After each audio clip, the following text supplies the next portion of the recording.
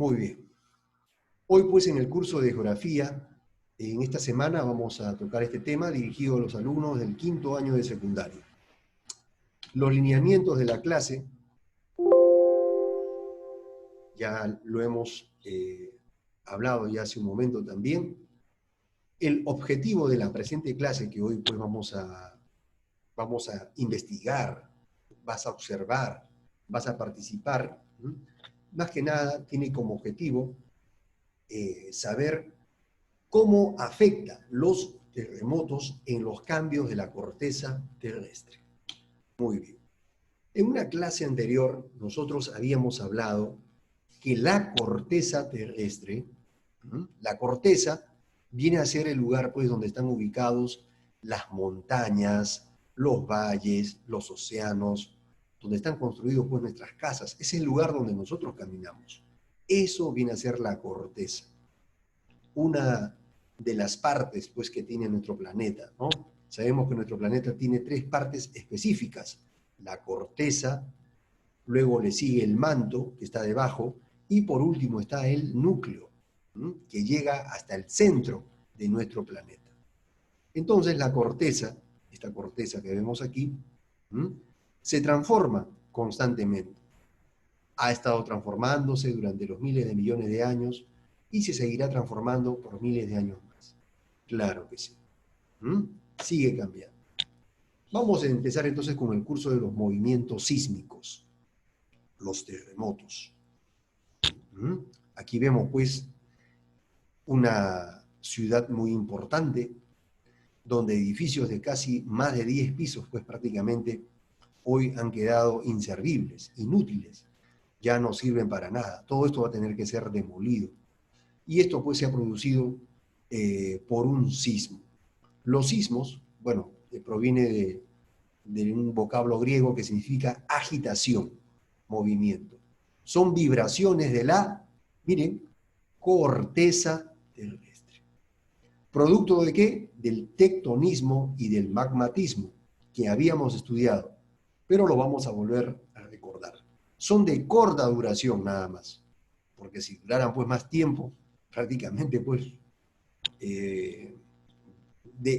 sus consecuencias serían pues aún más devastadoras.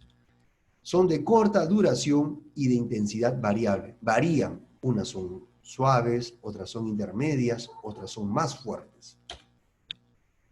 Entonces dicen que los sismos son producto del magmatismo. Entonces, en una clase anterior habíamos hablado nosotros acerca del magmatismo. Entonces, más que nada, son a todos los procesos. Dice, a las manifestaciones de la energía interna. Aquí está la corteza, aquí está un volcán, por ejemplo. Debajo de esta corteza, pues, hay muchas capas. Y esto, donde dice batólito, pues, son grandes cantidades de rocas fundidas. Son grandes cantidades, imagínense. Estamos hablando, pues, de grandes áreas de rocas fundidas que están en constante movimiento. Y estas, pues, algunas de estas rocas fundidas salen a través del volcán, expulsado pues como lava, ¿no? Pero no siempre todo sale. Hay otras pues que se mueven debajo de la corteza, rellenando espacios vacíos que hay pues debajo de la corteza. Entonces estos movimientos originan también los sismos. ¿Ya? Entonces habíamos nosotros estudiado pues esto en una clase anterior, ¿no? También la explosión de un volcán también va a originar un sismo.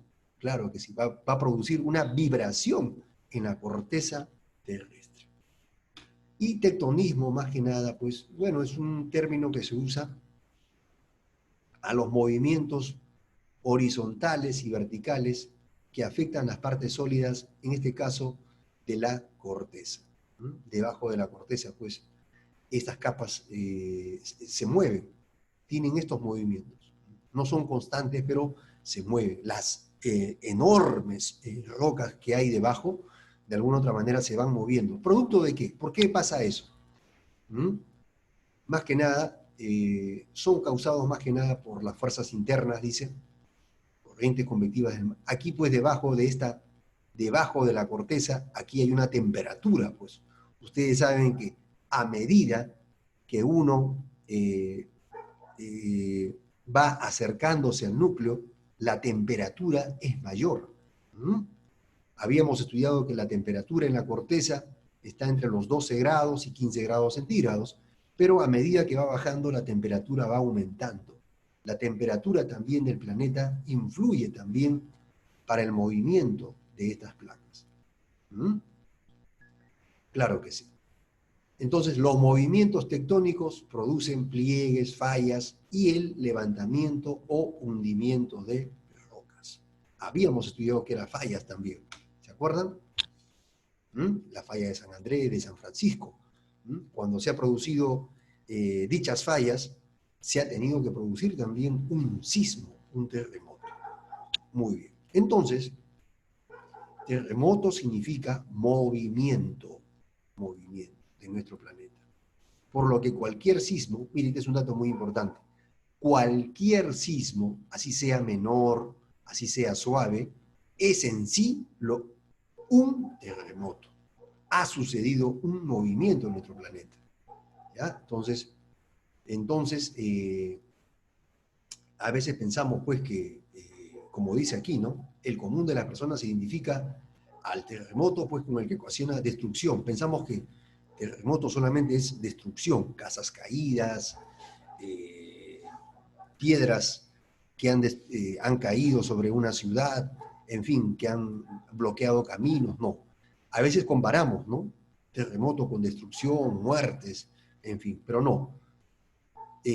Sismo, también, el sismo o temblor también está considerado pues como un terremoto, ¿ya? Entonces, la mayor parte de los terremotos, como dice aquí, van acompañados de un ruido sísmico. Todos hemos escuchado, ¿no? Un enorme sonido, ¿no? Que sacude, ¿no? Como si fuese pues que las rocas se están golpeando entre sí. Posterior a los movimientos, se siguen presentando los llamados, esto también es un concepto que usted también debe dominar, las famosas palabras réplicas. ¿Qué significa esto? Quiere decir que después de haber sucedido un terremoto, pues, van a seguir pequeños movimientos. Y esto es como consecuencia del reacomodo de las rocas, ¿no? Rocas gigantes que están pues debajo de la corteza. Muy bien. A ver, ¿cuáles son las causas de los movimientos sísmicos? A ver, son tres. Son los sismos, el primero son los sismos tectónicos, causas de los movimientos sísmicos. El primero es sismos tectónicos. Este hombre que está mirando aquí, por ejemplo, está observando esta abertura que produjo pues la falla de San Andrés. Esta es la falla de San Andrés. ¿Mm? Aquel pues, terremoto que se presentó, que se presenta cada cierto tiempo allá en los Estados Unidos, ha producido esto, miren. ¿Mm? Los fallamientos, habíamos estudiado, son fracturas que se producen en la Tierra. Pero eso ha sucedido pues por un sismo, ¿no? Entonces, los sismos tectónicos suceden debido a las ondas producidas por el desplazamiento de las rocas. Eso sucede debajo de la corteza. ¿Mm? Desplazamiento de las rocas. Ese es un sismo tectónico. La mayoría de los sismos, dice, se producen en los límites entre las placas, como es el caso de la falla de San Andrés en California y México. Vamos a verlo. Aquí está. Esta es la falla de San Andrés. Miren esta enorme placa, miren, la placa del Pacífico. Una placa. Aquí está una corteza y esta es otra placa. Entonces, cuando se va a producir el desplazamiento, un pequeño desplazamiento nada más de estas placas. Bueno, los desplazamientos no son pues, son pequeñas distancias, ¿no? Pero este desplazamiento de estas placas, que ustedes ven aquí, va a producir rozamientos, tensiones entre ambos. Se van a chocar pues rocas. Una va en este sentido, otra va en este sentido. Entonces, cuando se libera todos esos fuertes movimientos, pues genera una onda expansiva, ¿no? Así es. Y esos son los que ocasionan los terremotos. Aquí estamos viendo lo que sucede en la falla de San Andrés, en los Estados Unidos. En los Estados Unidos, por ejemplo, las placas que hay en ese lugar hay tres tipos. Uno, en las fallas transformantes, unas que ambas se cruzan, una se va para allá y otra se va para acá, se cruzan. Este desplazamiento, pues, va a originar, pues, una tensión. Otra falla, otro tipo de movimiento que se presenta es que estas placas se separan. Ahora no se van a cruzar, sino ahora se van a separar. Imagínense.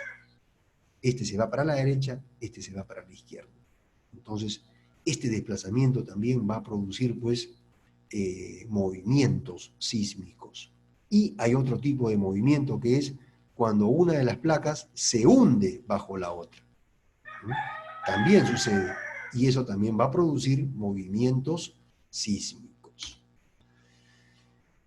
Otra causa de los movimientos sísmicos son pues, los causados por las explosiones de gases. Aquí vemos a un volcán expulsando pues, gases, también ya está expulsando lava, y lógicamente pues, cuando va a explosionar, esto va a originar movimientos sísmicos. Ustedes saben pues que debajo de este volcán, pues, debajo de ella hay grandes cantidades de magma, lo que es el magmatismo, pues, ¿no? Grandes cantidades de magma, grandes cantidades, imagínense.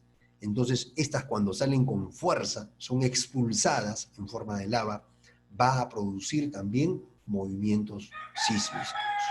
¿Ah? Entonces, estos sismos volcánicos se caracterizan por no ser sacudidas, como dice aquí, sino verdaderos enjambres de movimientos. En el caso, por ejemplo, aquí en el Perú, en el departamento de Arequipa está el volcán El Misti, que se encuentra pues cerca de ella está pues la ciudad de Arequipa, está la capital del departamento de Arequipa. Y todo arequipeño pues está acostumbrado a estos tipos de movimientos sísmicos. Constantemente este volcán, que está considerado como un volcán durmiente, entonces cuando se producen debajo de ella el movimiento de esas grandes cantidades de rocas fundidas, origina pues movimientos en la ciudad de Arequipa. ¿Ya? Entonces, todos ellos son producidos ¿por qué? Por los sismos volcánicos. ¿Ya?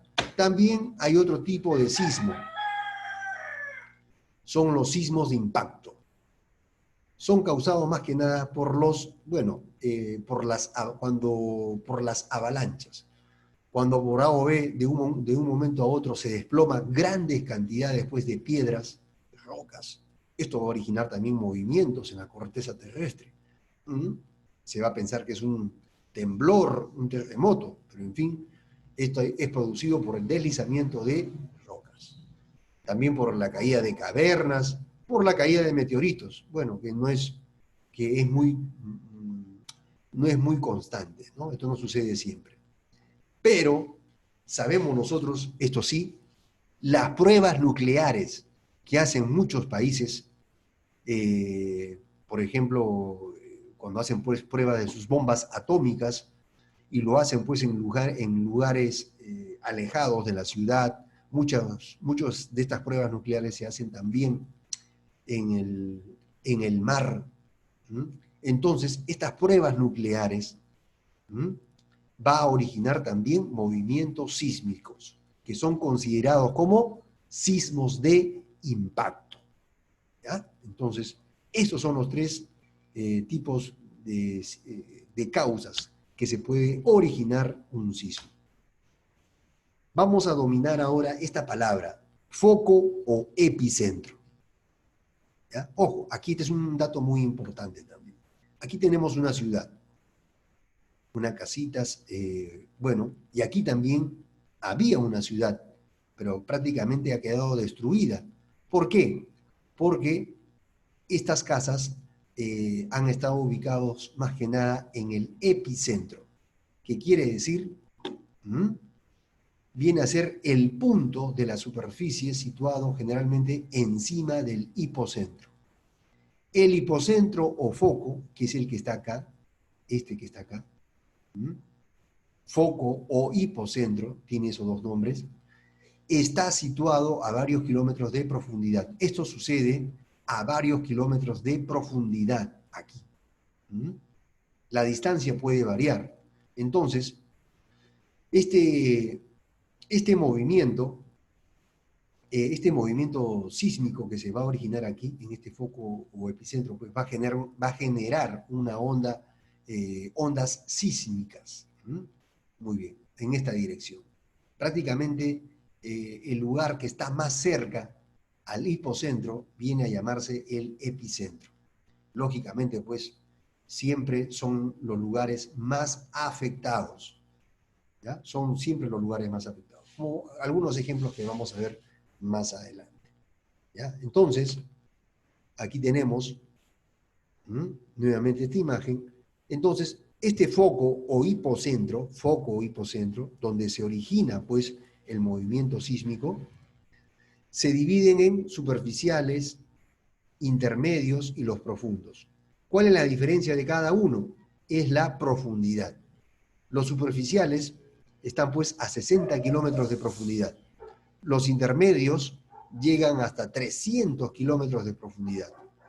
Y los profundos, los focos o hipocentros profundos, son los que llegan pues hasta los 700 kilómetros de profundidad. Prácticamente son los que menos se sienten, pero los que más se van a sentir son pues los movimientos, aquellos focos o epicentros que se encuentran a una distancia más corta, ¿no? Imagínense un foco o epicentro a 25 kilómetros de la corteza, pues prácticamente las consecuencias van a ser más devastadoras. Entonces, el número de focos, aquí tenemos otra imagen también, disminuye a medida que aumenta la profundidad. ¿Mm? Lo que decía hace un momento, ¿no?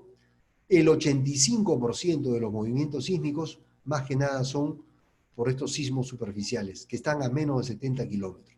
Los demás se sienten muy poco. Los sismos que se producen teniendo como foco entre 70 y 300 kilómetros, se van a sentir también. Son casi el 12%. Y el 3%, los sismos más profundos, ¿no? Con focos, son los que pues menos se van a sentir, el 3%. Entonces, como decíamos hace un momento, el 85% más que nada corresponde a sismos pues, que se encuentran a menos de 70 kilómetros. ¿Mm? Muy bien.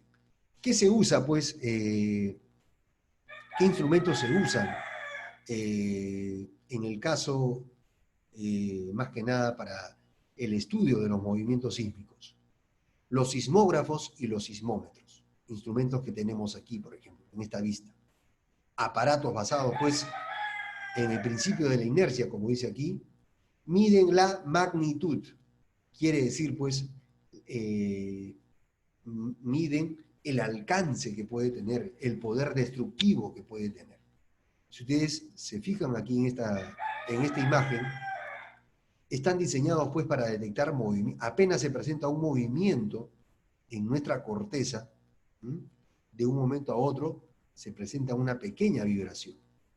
Si se detiene el movimiento y continúa el movimiento, pues a medida, ¿ven? Sigue aumentando, quiere decir que en este momento pues ha alcanzado su mayor magnitud, en este caso. Y esto nos brinda estos instrumentos sísmicos, ¿no? Esto, por ejemplo, esto puede haber sucedido en un tiempo determinado.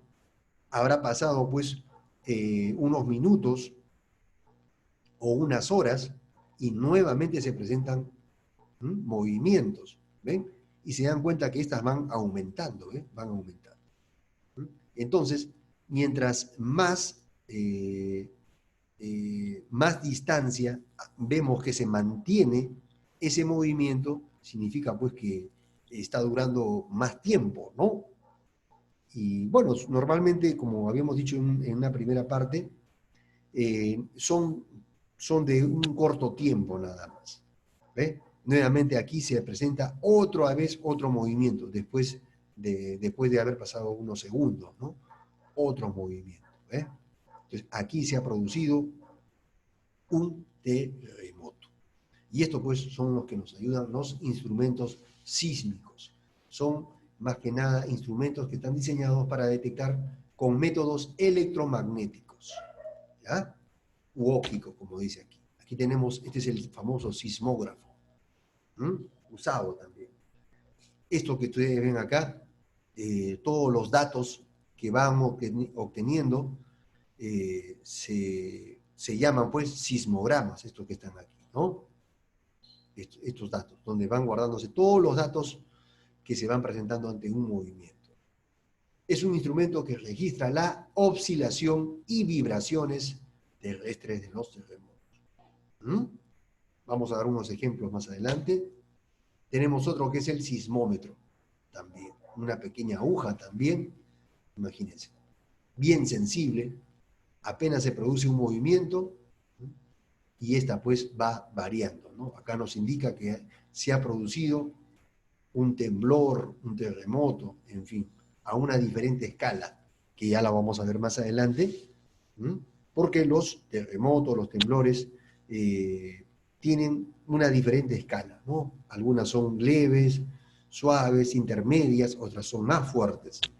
Entonces, aquí vemos pues que es aquí donde ha alcanzado su mayor intensidad. Las ondas sísmicas, eso también es un dato que debemos aprender. Las ondas, ¿por qué se dice ondas sísmicas? Todos sabemos que es una onda, ¿no? Una onda sísmica, pues, más que nada, va a tener diferencias de una y de otra, se diferencian. Usted sabe que cuando se presenta un terremoto, son diferentes, unas son horizontales, unas tienen en forma de ondas, en fin, vamos a estudiarlas cómo son, por ejemplo. Los sismos, a partir del hipocentro o el foco donde se origina, liberan dos tipos de ondas. Las ondas internas, que son las primarias y secundarias. En el caso de las ondas primarias, como vemos aquí, imaginémonos esto pues la corteza, ¿no? Esta es la corteza. Entonces, este movimiento que hace, tienen a la manera de un acordeón, quiere decir que el movimiento pues se extiende de esta manera, ¿no? Así en forma directa, como un acordeón, se estira, se estira. Entonces, estos cuadritos pequeñitos que vemos aquí, vamos a imaginarnos que son pequeños espacios de rocas. Entonces, este movimiento pues origina que esto se estire, ¿no? A manera de un acordeón. Aumentan de velocidad más que nada en el manto, o sea, debajo de la corteza. Muy bien. Y aquí hay un dato. Las ondas primarias, durante su dirección, levantan o hunden al suelo, el suelo, perdón, ¿ya? Levantan o hunden el suelo. Es una de las características de las ondas primarias. Las ondas secundarias, por ejemplo, como vemos aquí. Miren, nuevamente vamos a imaginarnos la corteza terrestre que está aquí. Estas ondas secundarias vibran perpendicularmente y nos sacuden horizontalmente. Mira, estas vibran en este sentido, pero nos sacuden horizontalmente. Su velocidad de propagación es 2 veces más lenta que las ondas primarias. ¿Ya? Entonces, este es un dato. Vibran perpendicularmente y no sacuden horizontalmente. Hacen este tipo de movimiento, ¿no? Así. este tipo de movimiento. Tenemos también las ondas externas o superficiales, aquí está. Son ondas sísmicas que se originan en el límite, aquí está. Son dos tipos en las ondas superficiales. Las ondas Lob que son, y las ondas Rayleigh. Son, pues, son ondas destructivas, ¿m? Y causantes de la mayor parte de los daños que sufren las estructuras durante los terremotos. Estos, pues, son las más letales. Son dos. La primera son las que provocan cortes horizontales en la Tierra. Aquí vemos, miren, por ejemplo, estas ondas, cuando se van a producir,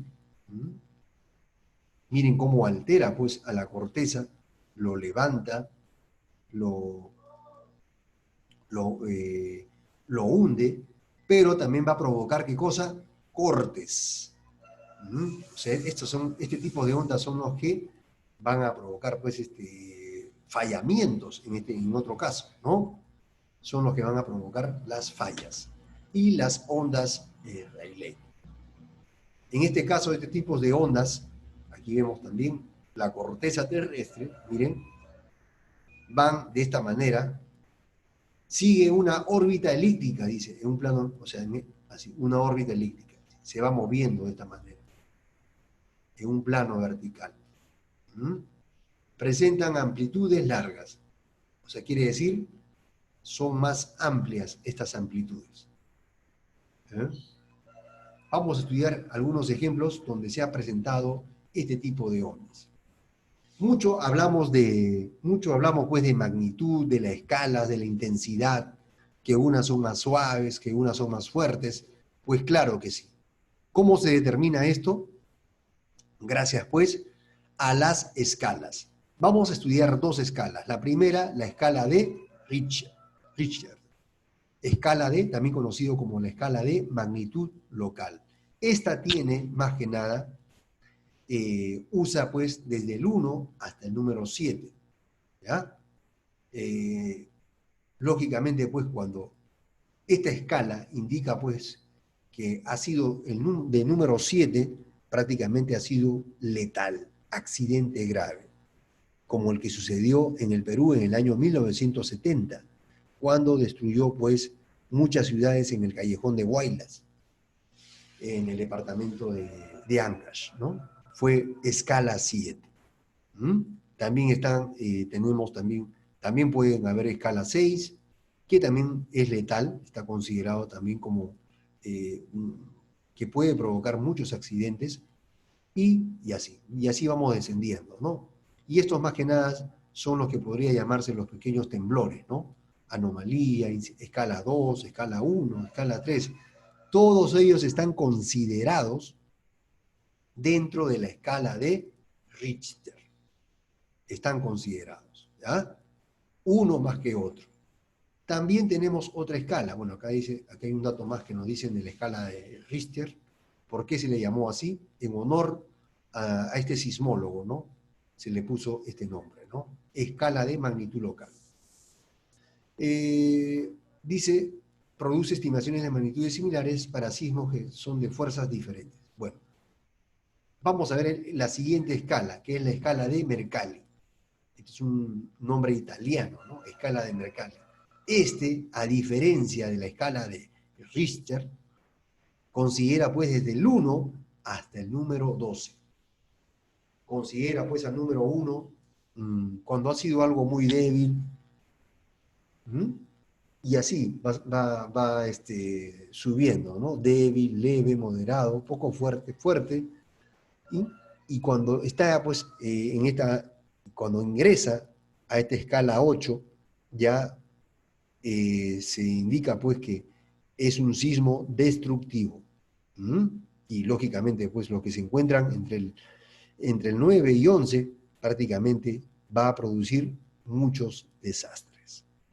Y el 12, catastrófico. ¿Habrá sucedido eso? Pues claro que sí, sí ha sucedido eso. Evalúa en la intensidad. La escala de Mercalli, más que nada, a diferencia de la escala de Richter, más que nada determina los daños en edificios y desastres humanos. según lo que se observa, según lo que ha destruido, se le va a dar un tipo de escala, ¿ya? Para eso más que nada se usa la escala de Mercalli. Los temblores, como dice aquí, son en la escala 2 y 3. Bueno. Y se puede, dice, mientras que los niveles 11 y 12 se pueden asociar a las magnitudes 8 y 9 en la escala de Richter. Muy bien. En el Perú, zonas sísmicas.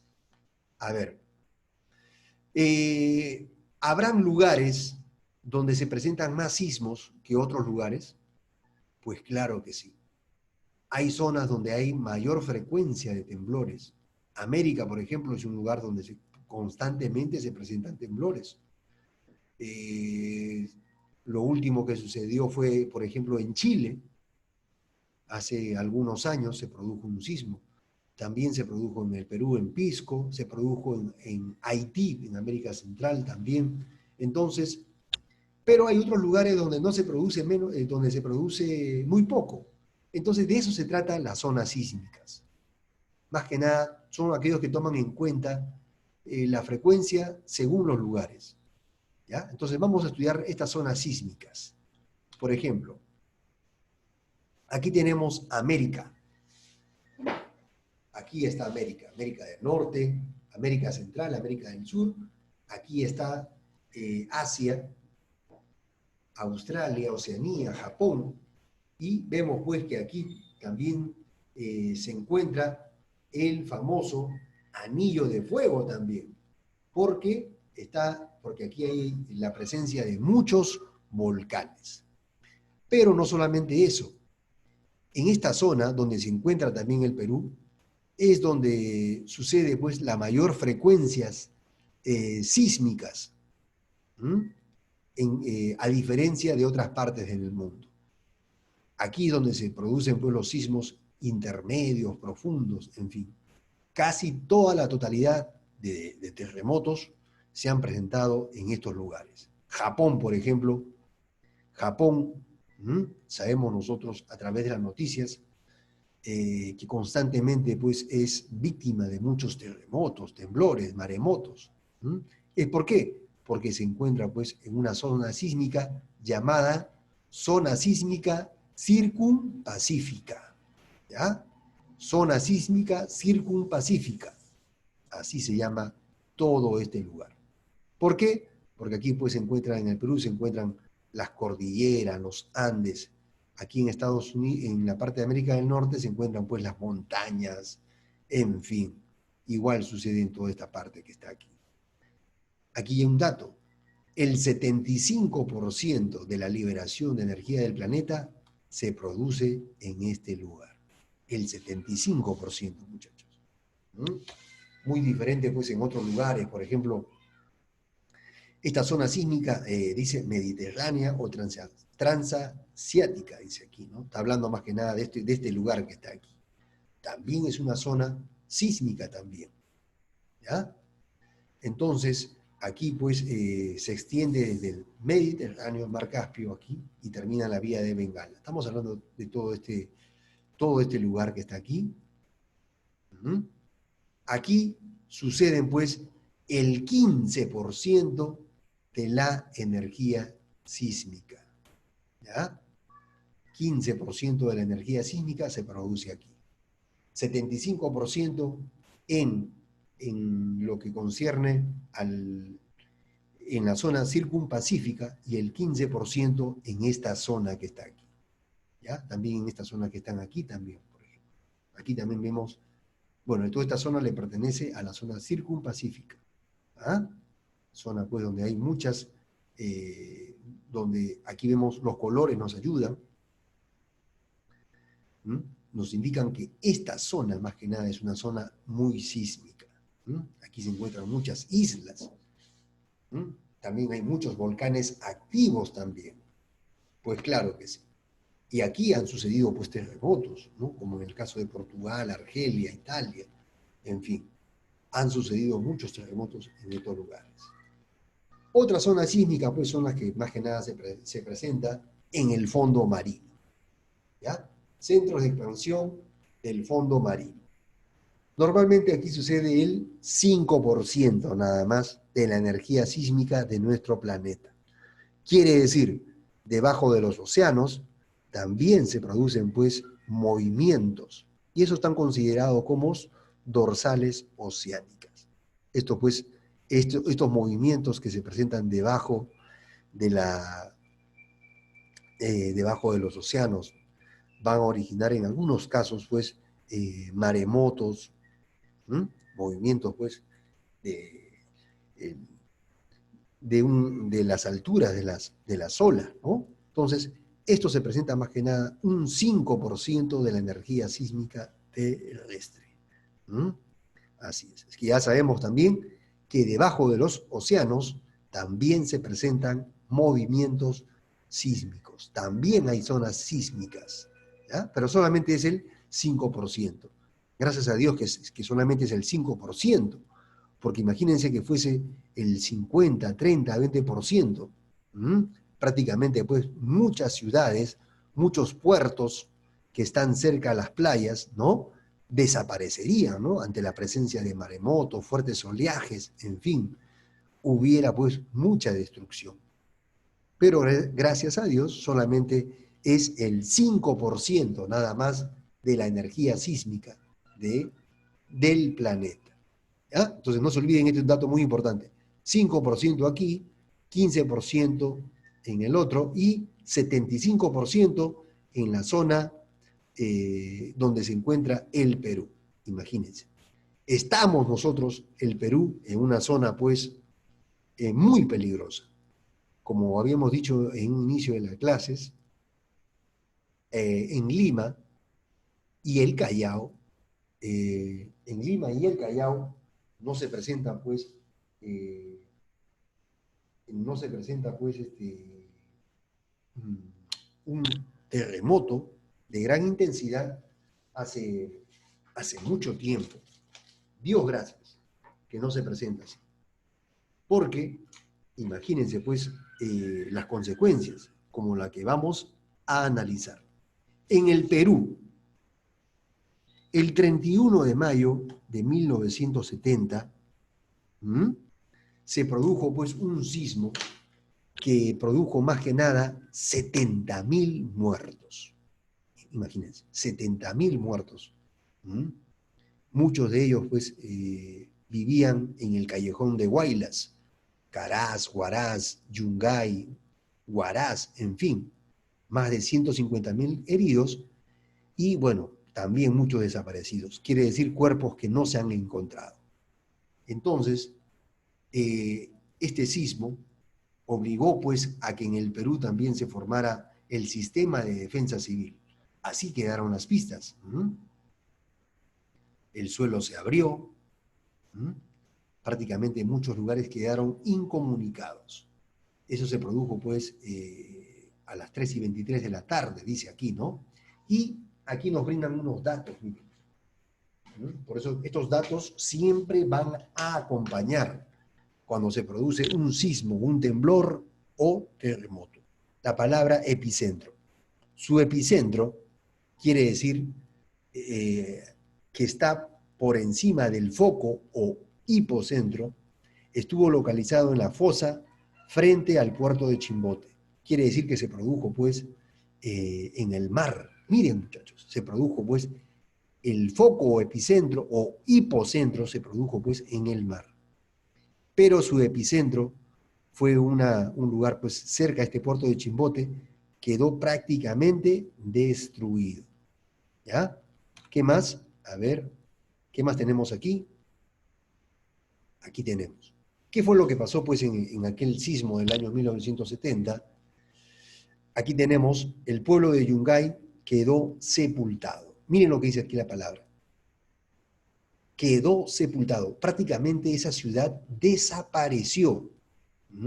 Sepultar significa pues totalmente tapado. Y este es un periódico que, mira, del año de aquella época, mira, que daba pues como noticia que los muertos eran por lo menos 30.000. Bueno, después se supo que eran menos, ¿no? Entonces lo que había pasado fue el desprendimiento de una cornisa, o sea, un pedazo del pico de este hielo se había caído sobre una laguna. Esa laguna pues rebalsó y prácticamente pues toda esa agua que rebalsó de aquella laguna, se vino pues esa agua acompañado de piedras, tierra, en fin, sepultó a la ciudad de Yungay. La ciudad de Yungay prácticamente quedó de esta manera, miren, sepultada. ¿Mm? Solamente quedó los arbolitos nada más de las plazas. Todas las casas quedaron pues cubiertas de lodo, de piedras, en fin. ¿Mm? Así es, prácticamente pues aquí más o menos se ubicaba, desde aquí comienza pues el camino que lleva hasta el Nevado de Huascarán, y prácticamente pues todas esas grandes masas de lodo, piedra, en fin, a una velocidad y con una altura, dicen las noticias de aquellos tiempos, de 20 metros o hasta 30 metros de altura, prácticamente sepultó toda esta ciudad. Hoy prácticamente este lugar es un cementerio, un camposanto. Debajo de ella pues están enterradas muchas personas. Quedaron pues sepultados vivos. ¿Mm? Como dato curioso pues se dice que aquí en esta parte alta hay un cementerio, ¿no? Donde aquel día que fue esta tragedia, había llegado un circo donde fueron un promedio de casi 200 a 300 niños, ¿no? Hijos pues de los yungallinos. Fueron pues a presenciar a los payasitos, a los malabaristas. ¿Mm? Entonces aquellos niños se salvaron de morir sepultados. Pero todas las personas que vivían aquí, todas las plazas, calles, bancos, mercados, quedaron sepultados. Y de eso se trata, pues, del estudio de la geodinámica interna. ¿Mm? Quien habla, pues, que nuestra corteza terrestre, ¿Mm?, ha sufrido cambios, sigue sufriendo cambios y seguirá sufriendo cambios. Y aquí vemos, pues, que esto se cumple, ¿no? Aquí prácticamente esto ha cambiado. Lo que antes era una ciudad, un valle, hoy pues queda solamente un cementerio nada más. ¿Mm? Se produjo un cambio en nuestra corteza terrestre. El más cercano, el 2007, en el Pisco, al sur de Lima, un 15 de agosto, hace 13 años, pues sacudió a esa zona del Perú. Su epicentro, miren aquí esta palabra, nuevamente aplicamos esa palabra epicentro, o sea, por encima del foco o hipocentro, se localizó a 40 kilómetros al oeste de Chincha Alta. Bueno, duró 3 minutos con 30 segundos, Dios mío, yo creo que demasiado tiempo. Y su hipocentro, miren, la palabra hipocentro, ¿Mm? Quiere decir, habla de la profundidad, el foco se localizó a 39 kilómetros de profundidad. ¿Mm? Entonces, prácticamente esta ciudad de Chincha Alta también, la más cercana al epicentro, prácticamente también quedó destruida. Y aquí también vamos a aplicar lo que hemos estudiado, miren, dice, el siniestro que tuvo una magnitud, o sea, de intensidad, de fuerza, de 8,1 grados en la escala sismológica de Mercalli, ¿no? De magnitud de momento 7 y 9, dice acá, ¿no? Entre la escala 7 y 9 en la escala de Mercalli. Bien, miren, aquí ya se está aplicando la escala de Mercalli. ¿Mm? La escala de Mercalli dice pues que fue entre la escala 7 y 9 más que nada. ¿Mm? Aquel sismo pues dejó 1.700 muertos, 76.000 viviendas destruidas, como vemos esta casa, ¿no? Prácticamente quedó inservible, ¿no? Y cientos de miles de damnificados. ¿Mm? Esto es pues lo que origina los sismos en el mundo entero. ¿Ya? Entonces se estudia aplicando las escalas, se averigua uno cuál ha sido su epicentro, su hipocentro, el tiempo de duración, en fin. ¿Ya? Y también pues las otras consecuencias que también. Aquí tenemos una noticia también que pude hallar también acerca de Yungay, ¿no? Que habla pues cómo ha sido, dice, uno de los más mortíferos de historia de Latinoamérica. Bueno, ya para terminar, tengo aquí estas preguntas, actividades que se han hecho de acuerdo al tema que se ha explicado. Hay temas de investigación también y otros temas que se van a contestar de acuerdo pues a lo que se ha estudiado. ¿Ya? Entonces hay preguntas no ajenas y todas son pues de acuerdo a todo lo que se ha hablado. Bueno, pues hasta aquí. Muchas gracias por su debida atención en esta primera parte. Ahora vamos a ver, continuar con la otra parte para comentar este tema, aclarar algunos puntos. Sin más que decir, pues hasta aquí, muchas gracias.